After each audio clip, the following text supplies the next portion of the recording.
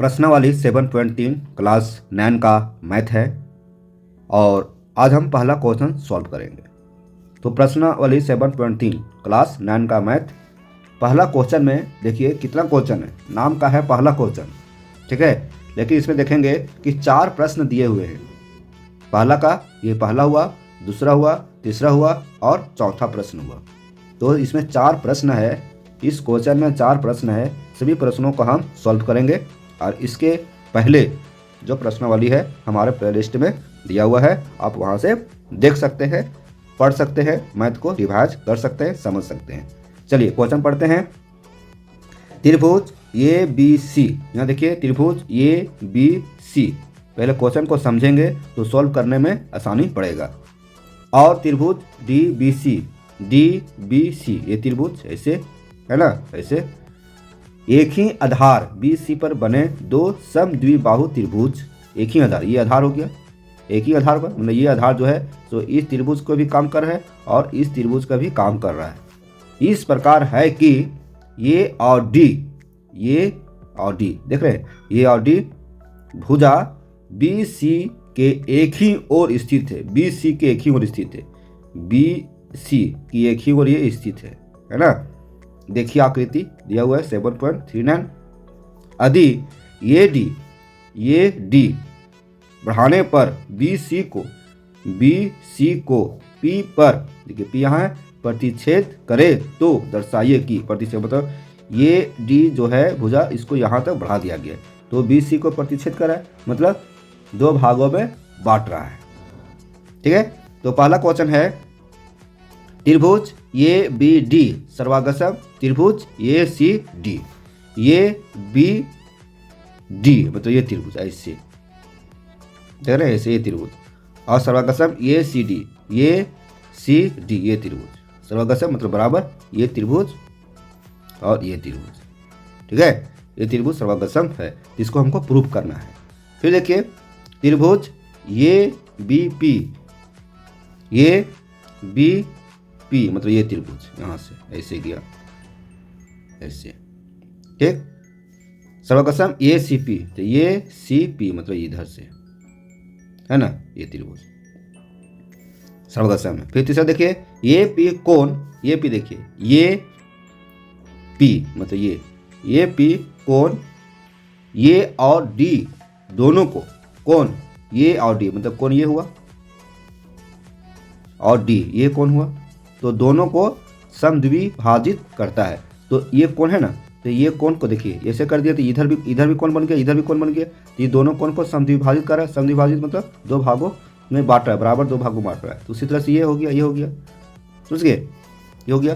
फिर देखिए ये पी ये हुआ रेखाखंड बी सी का, ये बी सी का लंब समद्विभाजक है, लंब समद्विभाजक मतलब बी सी को भी 2 भागों में बांटता है, यहाँ है ना, यहाँ, ठीक है। चलिए ये क्वेश्चन समझ गए, अब सॉल्व करते हैं। तो लिखेंगे, तो हम पहले क्या क्वेश्चन लिखेंगे, क्वेश्चन से हम लिखेंगे दिया है, तो पहला इसको सॉल्व करते हैं, है ना, ये क्वेश्चन को सॉल्व करते हैं। तो लिखेंगे दिया है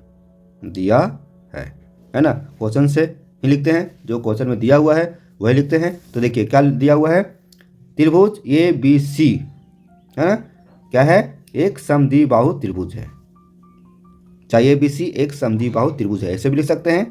तो ए बी सी एक समद्विबाहु त्रिभुज है, मतलब ए बी सी ये पूरा ले रहे हैं, ठीक है। ए बी सी एक समबाहु त्रिभुज है, तो इसमें क्या दिया हुआ है, यहाँ देखेंगे ये बी लिखेंगे, ये बी बराबर ये सी। जब समद्विबाहु त्रिभुज होता है तो ये भुजा और ये भुजा 2 भुजा बराबर होता है, तो ये बी बराबर ये सी, ठीक है। अब देखेंगे डी बी सी, ये भी भुजा, ये क्या है, त्रिभुज है डी बी सी, तो डी बी सी क्या है, एक समद्विबाहु त्रिभुज है, ठीक है। डी बी सी एक समद्विबाहु त्रिभुज है, ये भुजा, तो इसमें भी क्या हो जाएगा, ये भुजा और ये भुजा बराबर होगा, तो ये क्या हो जाएगा बी डी बी डी बराबर है ना सी डी ये भुजा, ठीक है, बराबर है। अब हमको पहला क्वेश्चन प्रूव करना है इसको, ठीक है। तो हम पहला प्रूव कर रहे हैं त्रिभुज ए बी डी और देखेंगे अब ए बी डी और ए सी डी, त्रिभुज ए सी डी में ये पहला हम सॉल्व कर रहे हैं, ठीक है, पहला को प्रूव कर रहे हैं। तो देखिए ये दोनों त्रिभुज लिए हैं ए बी डी, ये देखेंगे ए बी डी ये त्रिभुज और ए सी डी ये त्रिभुज, ठीक है। तो इसमें क्या है देखेंगे ए बी और ए बी और ए सी ये क्या है दिया है और बी डी यहाँ देखेंगे बी डी ये भी भुजा बना ना बी डी और सी डी और सी डी ये भी दिया है। अब यहाँ आइए ए डी जो है ए डी यहाँ देखिए ए डी जो है ए डी क्या है ये जो भुजा है ये दोनों कोण का कॉमन है, दोनों कोण के लिए है, तो इसको क्या बोलते हैं उभयनिष्ठ, क्या बोलते हैं उभयनिष्ठ। तो ए डी बराबर ए डी ये क्या है उभयनिष्ठ, ठीक। अब यहाँ देखिए ये क्या है ये क्या है भुजा हो गया, भुजा को क्या बोलते हैं सैड, ये भी क्या है भुजा है तो सैड, और ये भी क्या है भुजा है सैड, है ना। देखिए ये बी समझा दे रहे हैं ये बी बराबर ए सी ये बी तो ये सैड हो गया। फिर है बी डी बराबर सी डी तो बी डी मान लीजिए बी डी और सी डी ये क्या है भुजा है ना, और ये डी उभयनिष्ठ है तो ये क्या है भुजा हुआ। तो यहाँ देखेंगे एस एस एस मतलब सैड सैड सैड से क्या हो जाएगा हमारा जो ये क्वेश्चन है पहला जो प्रूफ करना था त्रिभुज ए बी डी सर्वागसम त्रिभुज ए सी डी ये प्रूफ हो जाता है। इसलिए हम लिखेंगे त्रिभुज ए बी डी सर्वागसम त्रिभुज ए सी डी, है ना। क्या हो जाएगा त्रिभुज ए बी डी सर्वागसम त्रिभुज ए सी डी ये क्या हो जाएगा एस एस एस सर्वगसमता से ये क्या हो जाएगा प्रूफ हो जाएगा। पहला क्वेश्चन सॉल्व हो गया, ठीक है। अब यहाँ दूसरा क्वेश्चन देखिए, दूसरा क्वेश्चन यहाँ है त्रिभुज ए बी पी सर्वगसम त्रिभुज ए सी पी, इसको सॉल्व करना है। चलिए इसको हम सॉल्व करते हैं। अब दूसरा क्वेश्चन बनाएंगे। दूसरा क्वेश्चन कोण बी ए डी बराबर कोण सी ए डी, यहाँ देखिए पहले चित्र देखेंगे तो समझ में आएगा, है ना। बी ए डी क्या है बी ए डी ये कोण और सी ए डी ये कोण और ये कोण जब दो त्रिभुज सर्वागसम होते हैं तो उसके संगत कोण क्या होगा बराबर होगा, है ना। तो ये क्या हो जाएगा संगत कोण कहलाएगा क्योंकि ये सी पी सी टी यही कह रहा है सी पी सी टी से एक कोण बराबर है, ठीक है। और ये भी बोल सकते हैं सी पी सी टी से समूह कोण बराबर है क्योंकि इसका और इसका। अब नेक्स्ट आइए इसको क्या मानते हैं इसको ये इसको बोलते हैं समीकरण पहला, इसको क्या मानते हैं समीकरण पहला, ठीक है। अब देखिए क्वेश्चन देखिए ए डी बढ़ाने पर बी सी को पी पर प्रतिच्छेद करें, है ना। तो दर्शाइए, तो देखिए इसको भी लिखते हैं भुजा ए डी बढ़ाने पर बी सी को पी पर प्रतिच्छेद करती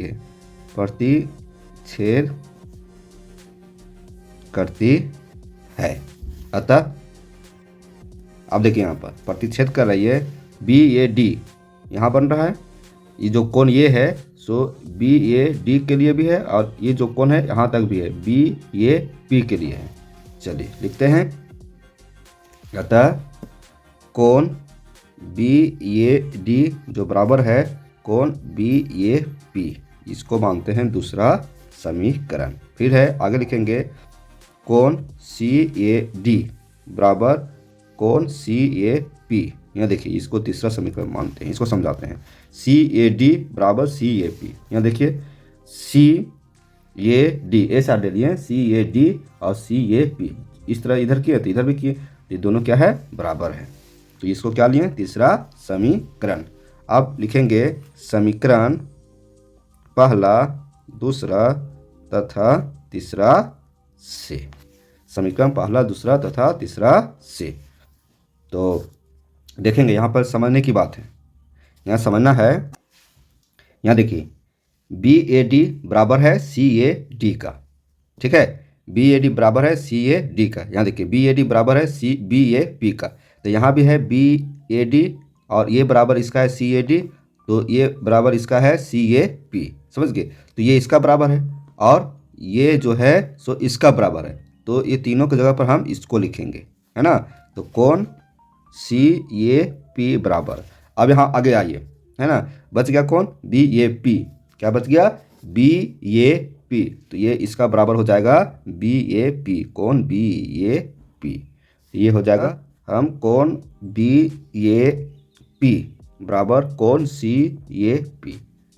चौथा समीकरण, यहाँ समझे कि ये इसके बराबर है, तो ये इसके बराबर है, तो इसको हम पहले लिख दिए, इसको इधर लिख दिए, ये चौथा समीकरण हो गया। अब आगे आइए, अब लेते हैं त्रिभुज ABP। देखिए यही हमको सिद्ध करना है, इसी को सिद्ध करने के लिए हम उतना कर रहे हैं। तो देखिए अब क्या लगेगा, त्रिभुज ABP, है ना, और ये CP, है ना, इसमें देखते हैं, इसमें क्या देखिए, ये BP और ये CP ऐसे त्रिभुज बन रहा है, ठीक है। तो इसको बनाने के लिए क्या करेंगे, भुजा बराबर है, तो कौन को भुजा बराबर है, ये भी, है ना, चाहे BA और ये CA, ये दोनों क्या दिया हुआ है और बराबर भी है, तो BA बराबर CA, AC भी लिख सकते हैं, ठीक है, इसको हम लिख सकते हैं BA AC, चाहे AB, इसको ऐसे भी लिख सकते हैं, AB बराबर AC, ऐसे भी लिख सकते हैं, ये क्या है, दिया है, ठीक। उसके बाद देखेंगे कि कौन BAP, यहाँ देखिए BAP कौन बन रहा है और बराबर ये किसका है, CAP का बराबर है ना, तो कौन CAP का बराबर, दोनों बराबर है। अब यहाँ देखेंगे ये P यहाँ तक लिए हैं, कौन त्रिभुज जहाँ तक लिए हैं, तो ये P जो है क्या है, दोनों के लिए इधर भी काम कर रहा है इधर भी, तो ये P क्या कहलाएगा, ये P बराबर ये P, तो ये P क्या है, उभयनिष्ठ है, क्या है, उभयनिष्ठ।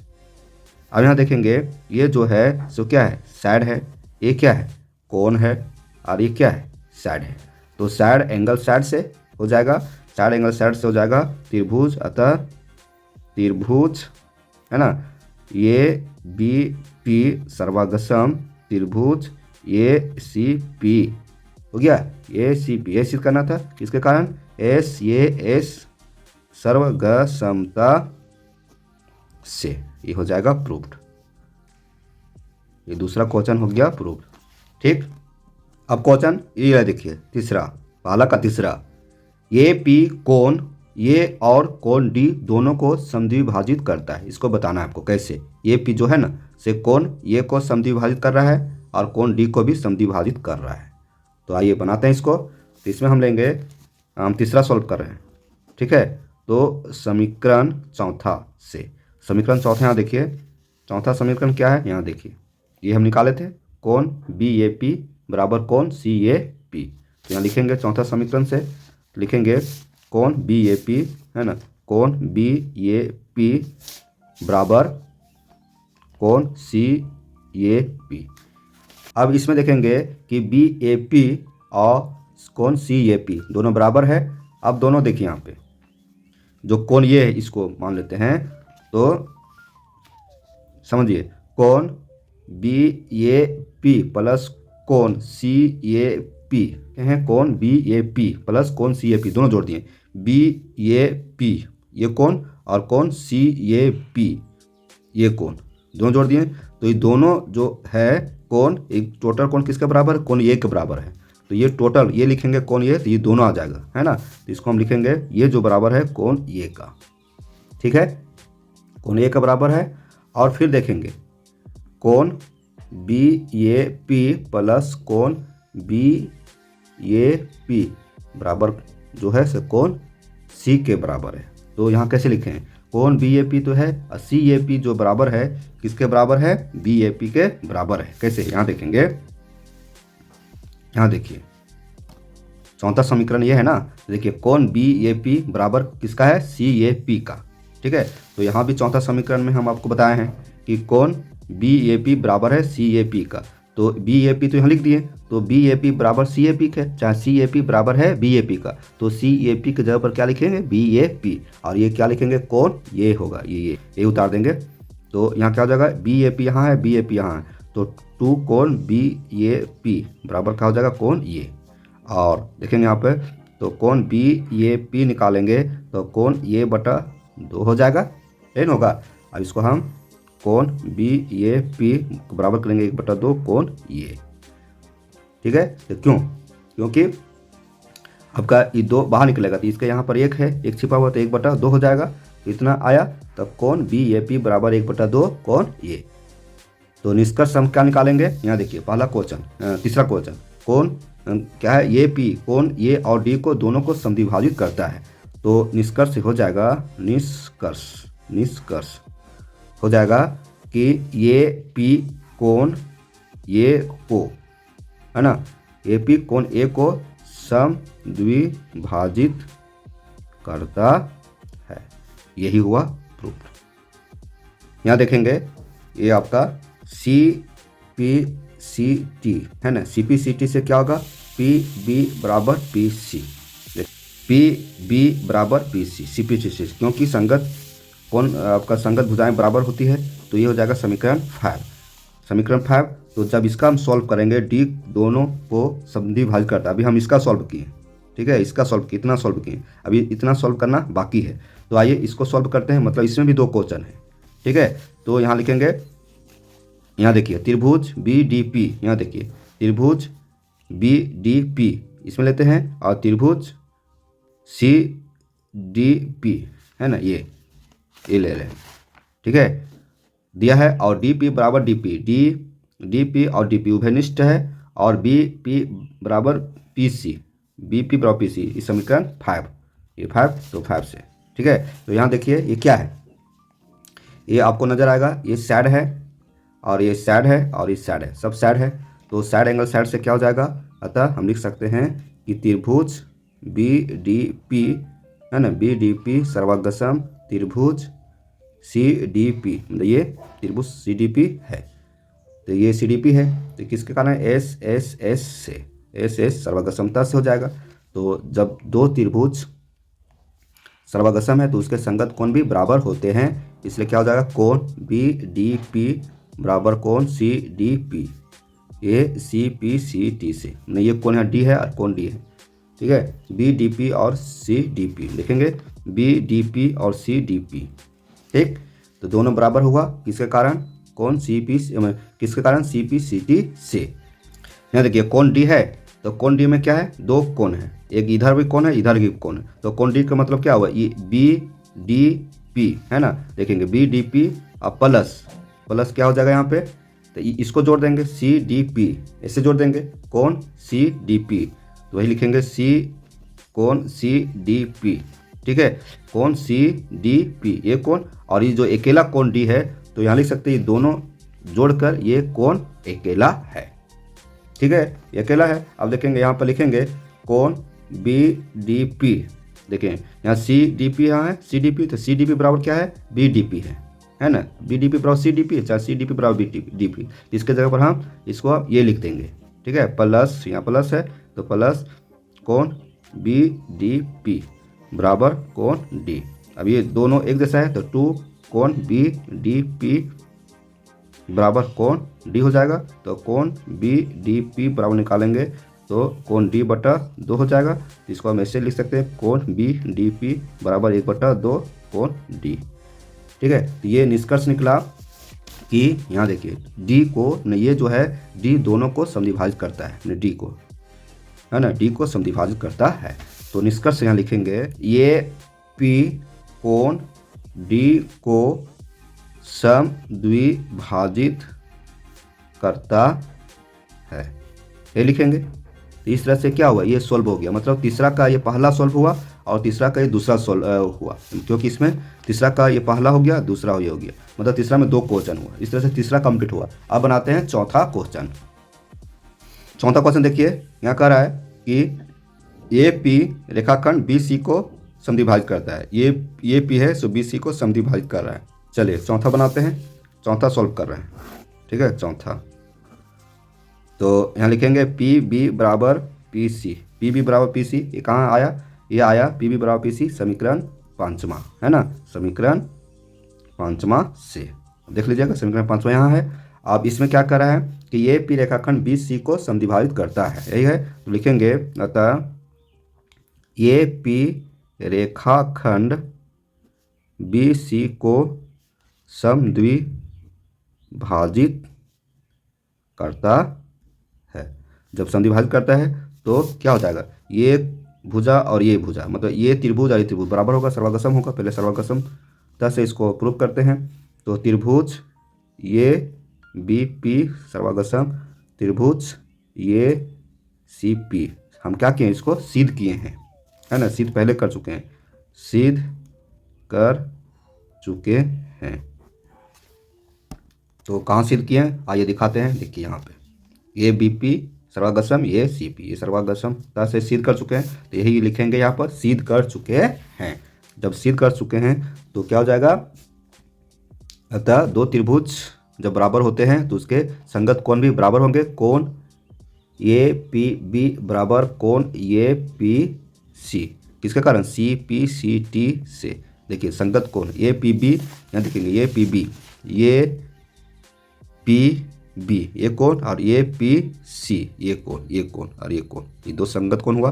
तो 2 त्रिभुज सर्वागसम है तो इसके संगत कोण भी बराबर होते हैं। तो यही कोण को हम पी और पी को बराबर किए, ठीक है, सी पी सी टी से। अब देखेंगे यहाँ पर कोण, अब यहाँ पर देखेंगे कि ये कोण और ये कोण, है ना, ये रेखा पर देखिए, मान लो ये रेखा है और इसमें कितना कोण बनता है, 180 डिग्री कोण बनता है। ऐसे किया तो ये कोण और ये कोण दोनों मिला के 180 होता है। तो दोनों मिला के 180 डिग्री करेंगे तो किस कारण होता है, रेखिक युग्म से, मैंने कोण बी डी पी, नहीं पी है ना, कोण बी पी डी चाहे डी पी बी कुछ भी लिख सकते हैं। तो देखिए यहाँ पर क्या लिखते हैं, कोण ये पी बी प्लस कोण ये पी सी, देखेंगे ये पी बी ये कोण लिए, ये पी सी ये कोण लिए, तो दोनों कोण मिला देंगे तो 180 डिग्री किसके कारण होता है, रैखिक युग्म से,